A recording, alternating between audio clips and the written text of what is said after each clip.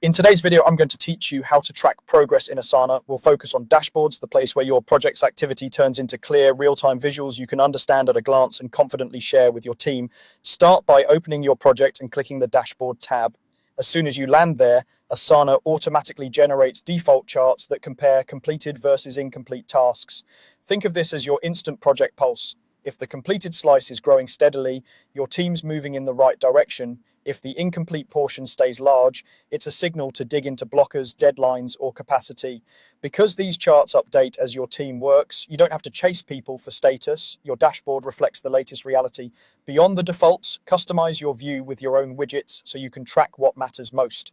A great place to start is workload by team member. Build a chart grouped by assignee to see how many tasks each person owns or has finished. This makes it easy to spot imbalances and redistribute work before deadlines get tight. Keep in mind that you're looking for trends, not perfection.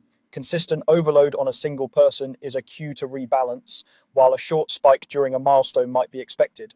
If your project uses custom fields such as priority or stage, create widgets that break tasks down by those fields. For priority, you'll immediately see how many high priority items are still open. For stage, you'll understand where work is concentrated, like how much is in progress versus review. Choose a visualization that matches the story you want to tell. Bar charts are great for side-by-side comparisons across people or stages, while a donut chart is perfect when you want to emphasize part-to-whole relationships. Speaking of donut charts, they're the simplest way to answer the question, how far along are we? Configure a donut chart to show completed versus incomplete tasks, and you'll get a clean percentage of the project that's finished.